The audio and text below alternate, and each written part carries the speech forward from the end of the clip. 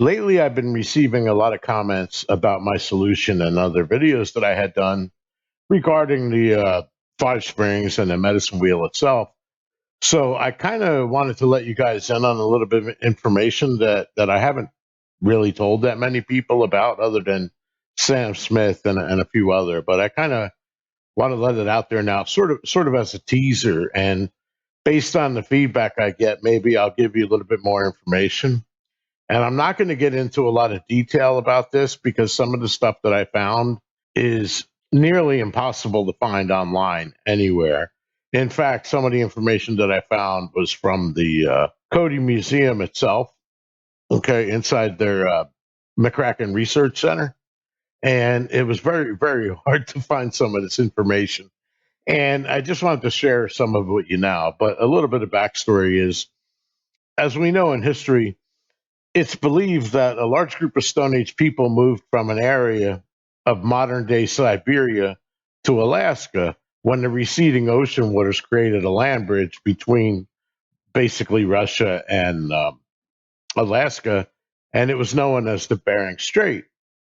So a lot of these ancient people traveled across there, and what happened was ice sheets were blocked their passage, and they couldn't travel farther than we have the southern Alaska and the Yukon Territory in Western Canada. Up until about maybe 14, maybe 15,000 years, I forget, those ice sheets began retreating, and it opened up a 900-mile long ice-free corridor that allowed them to travel through the Canadian Rockies and, of course, down through the Americas Rockies.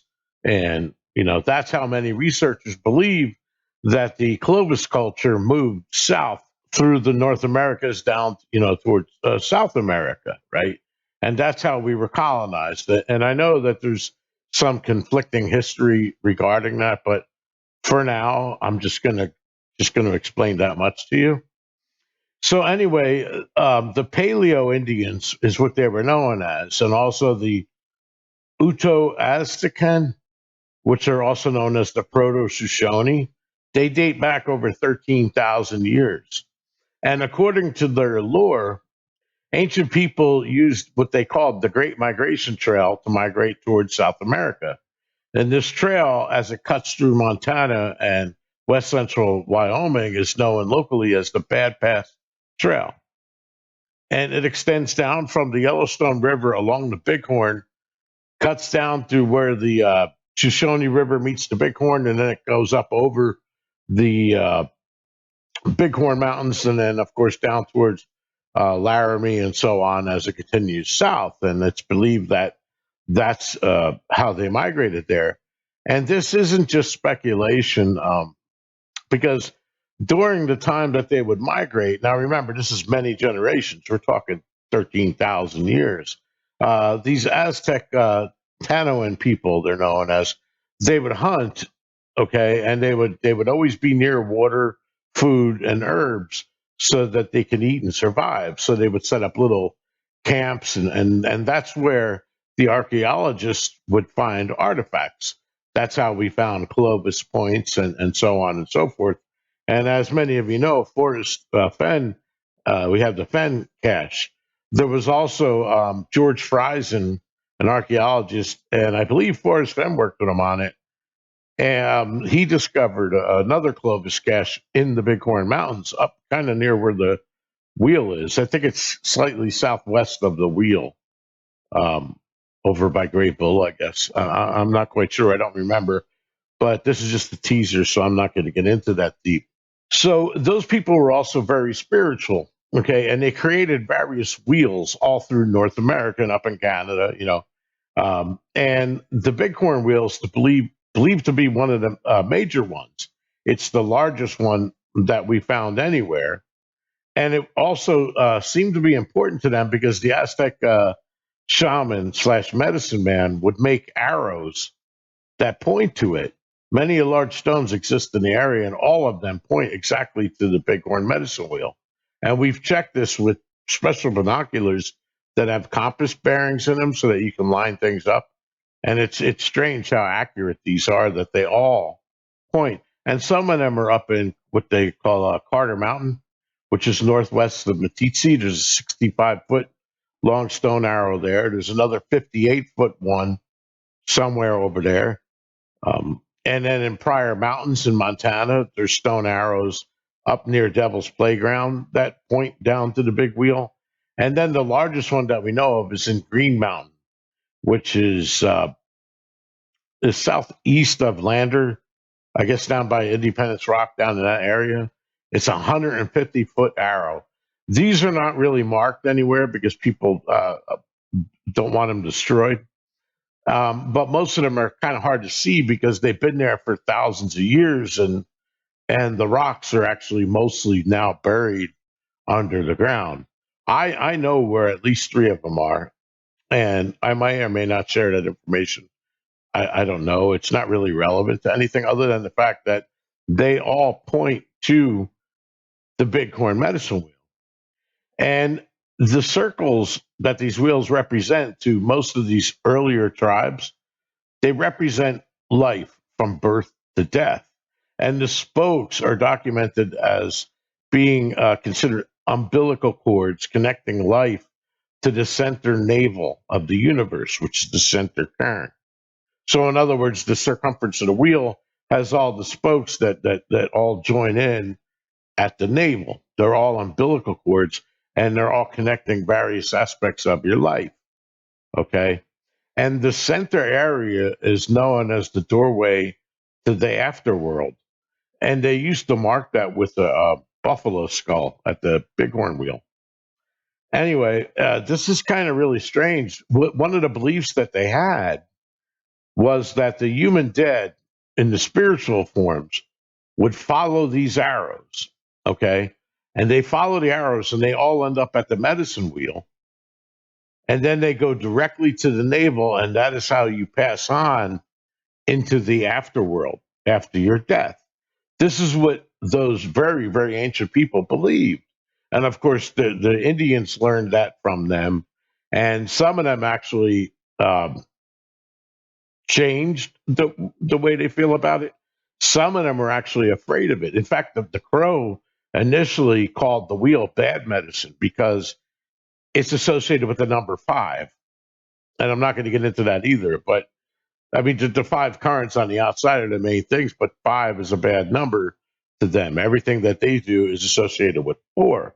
So they called it bad medicine. In any case, in the early days, the Proto-Shoshone, or in other words, the Aztecs, the wheel was known as a cemetery for ghosts. What I want you to think about, in other words, the wheel is a place that you go when you want to die. And just think about that. Where did, Jack say he found out that Forrest Fenn, he found out where he wanted to die? Well, in Wyoming, this is the only documented place that is known as a cemetery for the ghosts that people would go and die. At least the 81 tribes who historically, perpetuated this lore as they went from generation to generation. Okay. And one the stuff that I found in Cody Museum contradicts a lot of the information that you see that's actually at the medicine wheel itself. And they're saying that the astronomer that went there in 1974 got it wrong, and that's not exactly what those currents mean. And they think that they mean something else. Like I said, life, through death. And basically, one of the death currents is the one that points to the Milky Way, because the Milky Way is where they believe that the afterworld exists. And the reason why the cairns at the wheel are made of stone is because it's believed that that it blocks the spirits from coming out from the underworld, the bad spirits. And then the good spirits are able to get in through the center. And this is all really weird stuff. Like I said, legends are passed on from generation to generation. And then in the as early as 1807, the white French, I guess, fur traders, they learned about the Bighorn wheel from the Crow and the Shoshone Indians. By the time 1888 through 1893 rolled around, and the gold rush that they had in Bald Mountain, which is just southeast of the Medicine Wheel, They had a little city there. You can still see it. As a matter of fact, you can go up there probably and do some metal detecting and stuff. It's in the national forest. Most of it, for the most part, is not claimed. In other words, it's not private property. There are a few sections that do have existing gold claims on there, but you can go ahead and figure that stuff out for yourself. But it's pretty cool. And it was a small city. They had hunters, gold miners, and prospectors. And they heard those same stories, of course, from the Indians. And then by the time the early 1900s rolled around, we started to pay a little bit more attention to it. And the place was visited by anthropologists and archaeologists. Okay. And a lot of them during these, when they discovered these trails leading all the way down, towards Laramie and stuff, I think that's where we got the dinosaur bones and stuff. But they've found, as many of you know, that used to be water. It was all filled with water there, and also it was down closer towards the equator. But the Earth's crust has shifted. You could find fossils of palm trees and alligators and stuff in Wyoming because it used to be a tropical system up there. Um, and back in that day, you look at some of the herbs and pine nuts and stuff like that the Indians collect, and they would keep them in containers and stuff. And that's the kind of stuff like that Forrest uncovered, ancient pottery and stuff like that. Well, that stuff gets carbon dated, so that's how we know that a lot of these trails predate the Indians. Okay, so we know it goes back earlier than them. Well, that's why I'm talking about the paleo humans or the Aztecs that came down and eventually went to Mexico and south of there. So one of the trails I just want to show you now is kind of a teaser, and I haven't shown it to you before. But this trail dates back 12,000 years. Okay, and there are many trails, like I said, about that in the Bighorns. But I want to focus on this one and just show you something. And I'm not really going to say anything. I'm just going to let your mind run wild.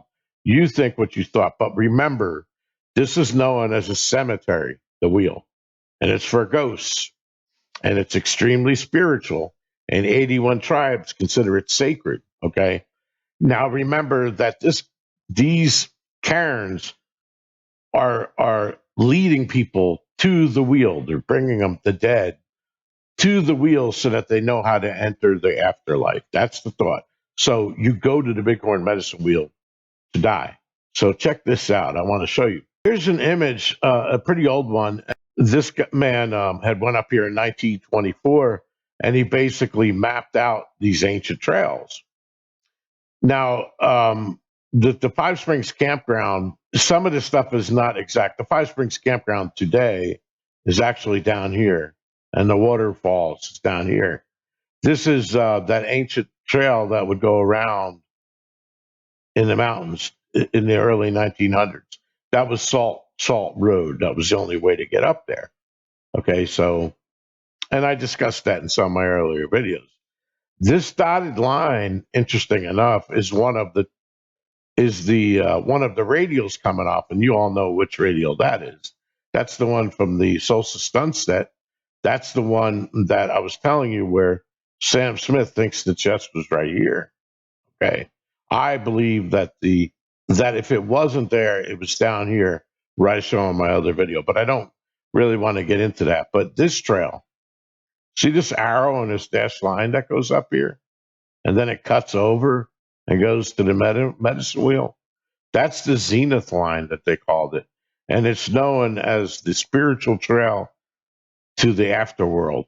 Okay. And it basically takes you from the mouth of Five Springs Canyon, which is here, up. Now you got to remember that, when these trails were made thousands of years ago, this was probably doable. I don't think you're going to do it today because it's so steep. Okay. But I just want you to notice where that trail is. And that's one of the trails that they believe that the ghosts or the spirits would follow. They would come up here, and they would come up and then go to the wheel, and then enter the afterworld up at the wheel. So the wheel is actually pretty deep, and it's a very interesting place when you do a lot of this research. And I'll show you here in Google Earth. Okay, this you've seen this before. This is basically where our solution was. And again, Sam Smith believes that the chest was right up around here, and this is that road that we were talking about. And as you can see, the sun intersects the creek and intersects the road here. So you would leave the trail and you would go down. And we believe that the treasure chest was somewhere around here. Now, the Five Springs campground, upper campground, is here. And this is the Five Springs Falls Trail. Right here, where there's an opening, this is where that bench is that I was talking about. Tyrese County Marble Gates. There's a bench here. This is an overlook. Okay, so the sun crosses where the bench is, and if you go across that bench and go in the woods, okay, and then ford the creek, so you're on this side of the creek over here. That's where I believe the chest was. You had to ford the creek, and I showed some videos about that, and I don't really want to get into all that here. But this is that sun line again. This is where you would park again. These are where the signs are. And if you'll notice that the sun also crosses the intersection of the Five Springs Campground Road, which is what it's known as today, because that's the only use it has. Nobody uses that to go up to the wheel. They go this way along the yellow trail. So the sun continues down and it ends in Rainbow Canyon. This is Rainbow Canyon Overlook. You can actually park your car over here. And I don't know exactly how to get in because it's odd. A big chunk of this is actually private property. So I don't know exactly how you would get there, but there's got to be a way because this is not private property. But anyway, this is an overlook. You can look down into the rainbow. So you know how Forrest says, no, the poem leads to the treasure, my end of my rainbow and the treasure track, uh, the treasure chest. I believe the treasure chest is right here. Okay, and like I said, Sam believes that it was up here. And I'm not going to get into the solve now, but here's what I wanted to show you. I took that image, okay, and let's turn it on. Now, one thing before I do this, I just want to tell you that the image is kind of stretched and it wasn't really drawn exactly correct. It's been distorted a little bit. So it's not, because of the way Google Earth works and everything, it's not going to be exactly perfect, but it's perfect enough. You'll see what I mean.